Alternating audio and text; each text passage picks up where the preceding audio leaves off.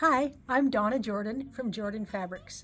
Today I'd like to show you how to make the Decoupage panel quilt. This is done from these beautiful fabrics that we've got here. There's a big panel, there's coordinating all over prints, a nice stripe. We've got the toile, solid black. And so we're going to go ahead and get these ironed up and get the pieces cut to size and start sewing. Whenever you're working with a panel, it will probably not be completely straight. And so you can straighten it up with your iron. So if you look at the edges along here, this looks like it's curving that way, then curving back in.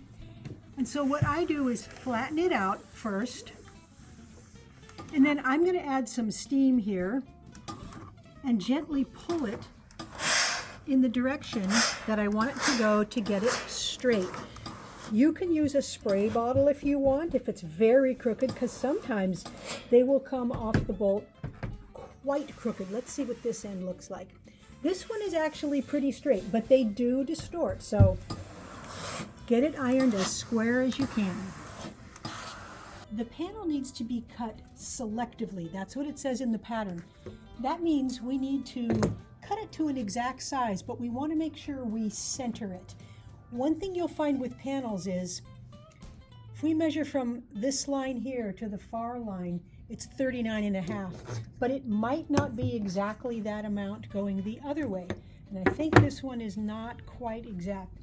So it's only 38.75 that way. So to cut it selectively, we're going to cut 40.5. So for these two sides, I am just going to go 1/2 inch beyond this part here. Then we'll remeasure to do the top and bottom and cut those so they're correct also. So I'm putting my 1/2 inch line along this edge here, and I like to cut a little bit and then I'm going to slide it down and cut a little more so it's easy to reach on my cutting board here.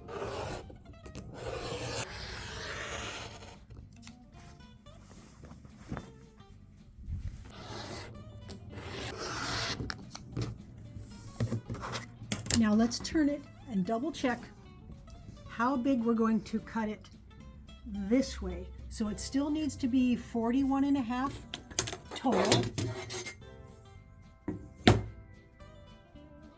40.5 total. So we're going to want to slide it. We've got about 3/4 inch outside this line here. So that's a little different than the last one because it's not perfectly square, and that's okay. You won't be able to tell once you've got the whole quilt done, but you do need to cut it the right measurement. The panel is all cut to size, and I'm going to go ahead and cut up the rest of the fabrics here.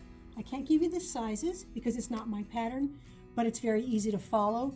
The only thing you have to be a little careful of is you again need to selectively cut your border fabric.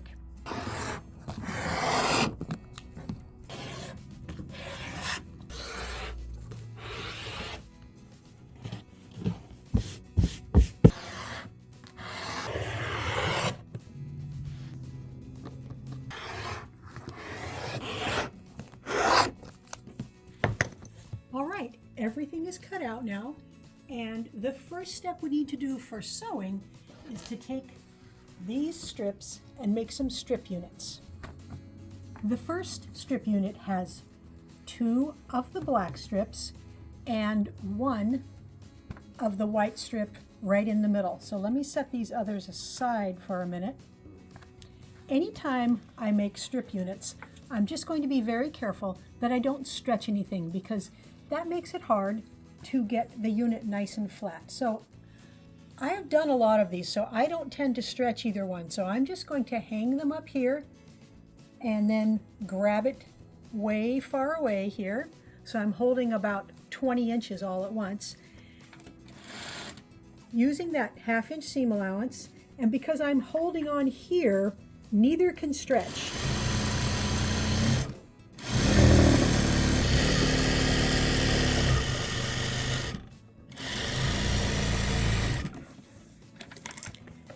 We want to press the seam allowance toward the dark fabric. So I find it easier to press to the right when I'm here at the machine. So I'm going to finger press this. So I'm putting that fabric down and pulling this one open, and that makes that seam go that direction. So I'm going to use kind of the heels of my hands here and pull it out, anchor it there, and pull my fingertip or my fingernail right down this seam. And that tends to press it and keep it going the direction we want it to go until we get to the ironing board. I'll spin it around again so it's facing the right way.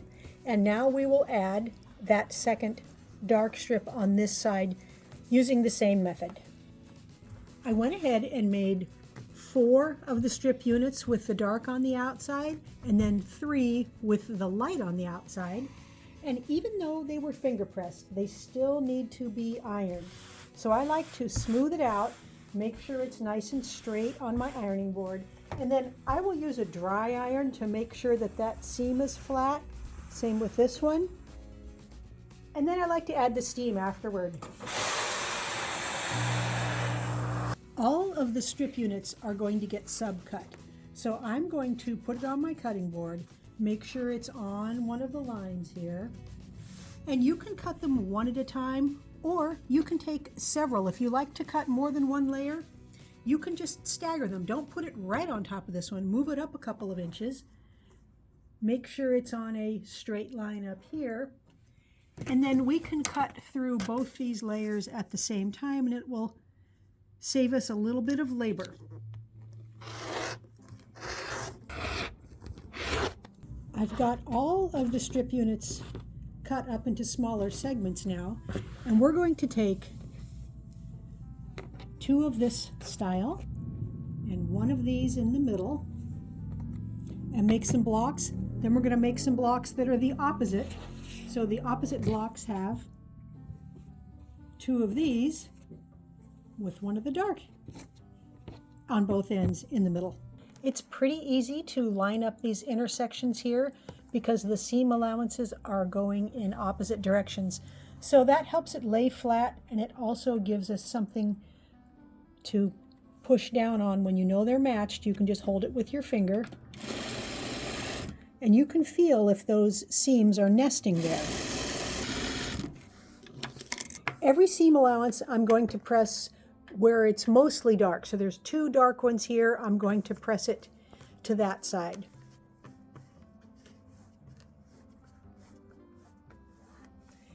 Now all we have to do is add this last piece on this side, finger press it, and that block will be done. The blocks are all done, and I did go ahead and iron them nice and flat. The next step is to take 2 of this block and 1 of these. It's going to go in the middle. And then our side setting triangles, we're just going to take 1 and put it on this side. So we're going to stitch these seams together. So we'll just stitch them in order here. All we have to do is line up the bottom edge here. So when I put them right sides together, I will line this up, and then there will be a little triangle of fabric sticking off the top, and that's fine. I'll move these out of the way for now. And we're still using a 1/4 inch seam.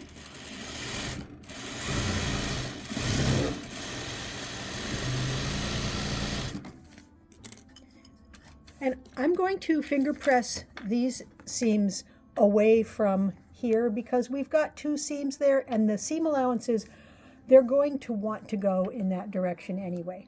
Now the next block, it's alternate colors, and that means when we sew here, the seam allowances are going in opposite directions, again, making it really easy to match those intersections.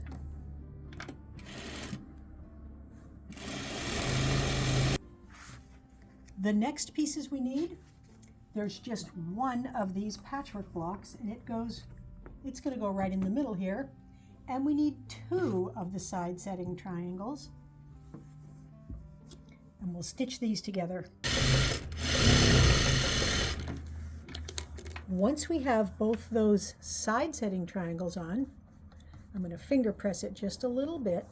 There's only one more thing to add, and that's this smaller triangle, and it's going to go right on the top here. The easiest way to make sure you have that centered properly is to fold it in half, make just a little mark with your fingernail there, and you can do the same thing here. And that way you know you're centering it up exactly in the middle. So I'm just taking my fingernail and making a little mark there.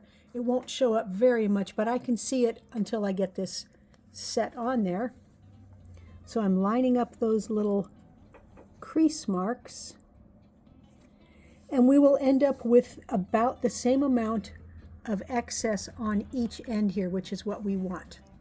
Now you can cut off these little dog ears now, or you can do it after you stitch. I usually wait till after I stitch this seam.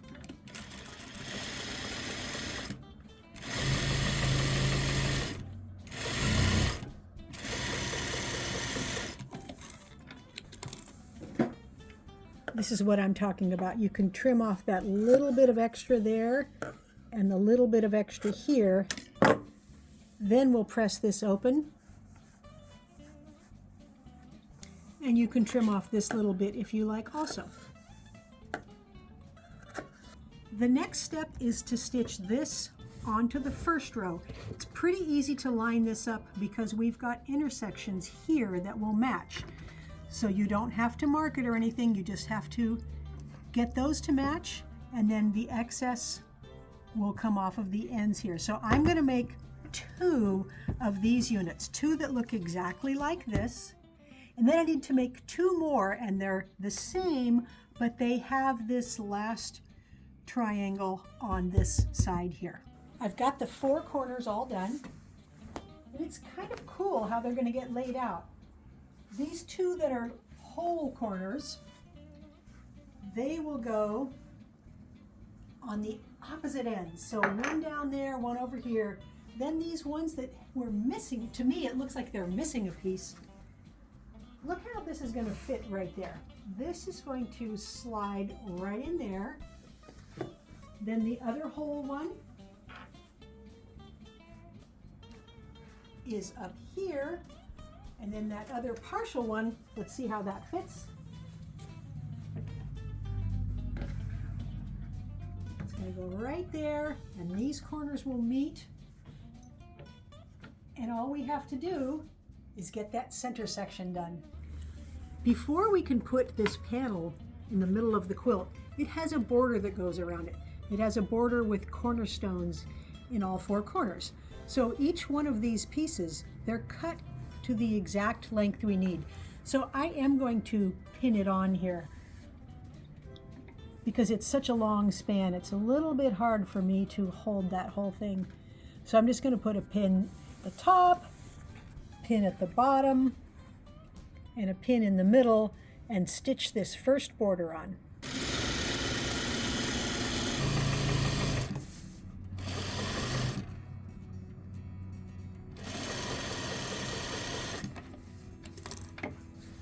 I'll press the seam allowance away from the panel toward the border, and then I'm going to put a matching one like this on the far side of the panel. Also pressing this seam toward the border. Now for the next 2 borders, for the top and bottom here, we need to put cornerstones onto the border before we can stitch it onto here. So we're going to put this on one side, and then on the very far side we'll put the flowered one.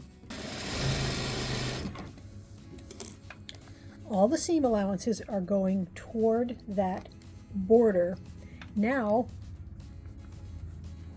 when we pin this on to this side here, we'll put the print up here, and these seam allowances will nest because the back one is going up and this one's going down. So I'm going to stitch just so this is anchored on, and then I will reach to the far end and match up that intersection, put a couple pins in the middle here, and it's cut exactly the length you need. So it's going to fit on here very nicely. this whole medallion section here, this fits perfectly right in the middle now. To stitch it into a whole quilt, it's very, very easy because we made those odd size pieces, these ones that look like they're missing a part. We're just going to line up these two corners here, pin it, and then stitch down this way. And then the far one is exactly the same segment there. I'll pull this apart so you can see this one here. This one start at that edge, come down here. Then the last two corners will fit right on. The top is all done and we're ready to put the borders on. These borders will look a lot better if we miter the corners. I don't often miter the corners on my quilts. I usually just sew one onto this end, and then I will sew the side on like this. But you can see here, it won't look very good because it won't have this down at the bottom. Now there's a way we can make that so it will be on the bottom. We're going to pull this over so we've got a trail here that's at least, you want this at least as long here as it is wide. So you can fold it over like this. Let's slide it over a little. And then this one, for this side, we also need some extra on the end. It can't go to right here. We've got to have enough that it's a little bit bigger than this one here. And I'm going to sew these borders on to the sides. I'm going to sew and I'm going to stop a 1/4 inch from the very corner. So if I pin this on, which I will pin all the way along this edge, sew down here, and stop when I'm a 1/4 inch from the edge there. Then I'm going to fold this out of the way a little bit. I'm going to pin this one all the way along this side, stitch down here, again, stop a 1/4 inch from the edge. So these little corners will be meeting, and I'll show you once they're stitched on. And I'm going to do that for all 4 borders. I've got the borders all stitched on. And I'll show you a close-up of what I stitched here. I made a little teeny pencil mark right there, and that's where I stopped and started. I back-tacked, and I did the same thing when I was sewing in this direction. So the pieces meet right in the corner there, but they're still loose right here, and that's what we need to figure out, how to get that seam in there. Here's what you do. We're going to fold it in half, and we're folding it along the diagonal from the corner towards the far corner there. And then we're going to line up these border pieces. So I'm going to have to keep moving this around till I've got them exactly lined up. And this is right in the corner, and these seam allowances right now, later on I will iron them that way, but for now I want both seam allowances going toward the patchwork. Once you've got it lined up, you've got your edges all lined up here. You've got enough of it folded here so that we can make a continuous line from this edge all the way to the corner there. So I'm going to move it up a little bit farther. And I'm going to take my ruler. And I'm lining up the edge with this folded edge here. And then I'm just going to slide it down far enough till I'm all the way off the edge. I need to move my board over just a little bit.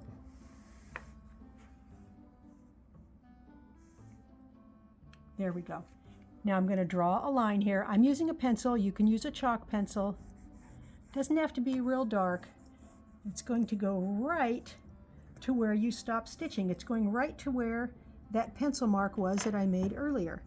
Now I'm going to pin it and stitch right along that drawn line. All I have to do now is stitch right from that pencil dot, and I'm going to back tack just a little, but don't go too far back, all the way along the pencil line. It helps to have quite a few pins so nothing will move. I don't often use a lot of pins, But you can use as many as you like. Just because I don't doesn't mean you might not want more. Put in as many as feel comfortable to you. I'm going to back tack there, and we'll take it right back to the big table. We can trim off this excess here. I'm going to leave a 1/4 inch seam allowance. And I will press this seam open, but I want to show you what it's going to look like.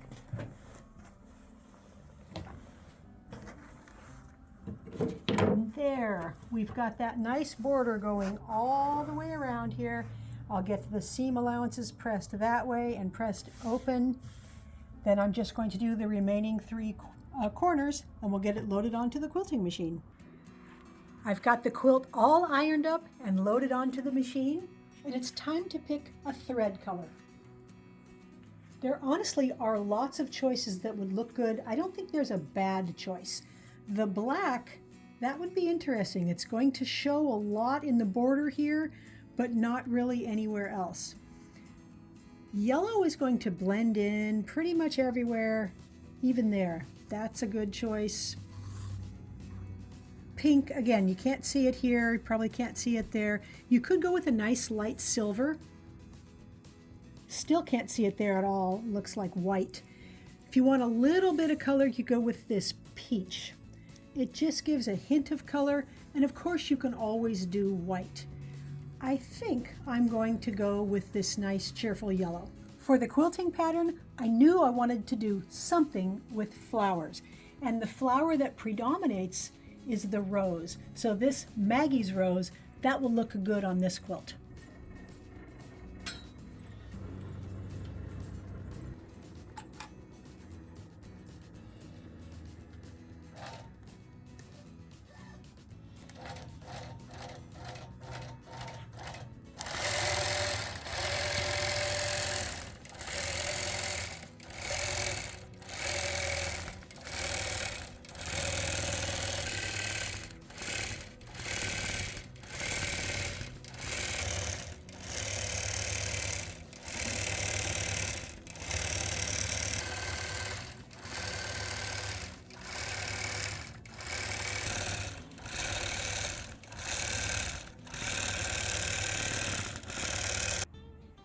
I've got the decoupage quilt all done. It's quite large. It's 86 by 103. You could put this on probably even on a king size. On a queen, I might turn it sideways. If you've got a footboard, it'll hang down nicely. The panel looks really good. That panel is symmetrical, so no matter which way you turn the quilt, there's no up and there's no down. You can't see the quilting very much, just a little hint of it there. But on the back side, I used another fabric from In the Beginning called Halcyon Brushed. It's kind of a rusty orange color that matches nice with the top, but look at those roses on there. They look really good. The black binding frames it very nicely, and of course that striped border finishes it off just perfectly. We hope you enjoyed our video today, and if you have questions about it, leave them in the comments and I'll be sure to answer. At the end of every video, we like to do a giveaway. Today's giveaway quilt is called Mosaic, and we made a video that showed you exactly how to make this from layer cake squares, but today you can win it, and all you have to do is click the link right below this video that says giveaway and put in your name and your email address. You might be the next lucky winner. Now, if you like our videos and you want to support us, the best thing you can do is subscribe to our YouTube channel. That really helps us out. Happy quilting!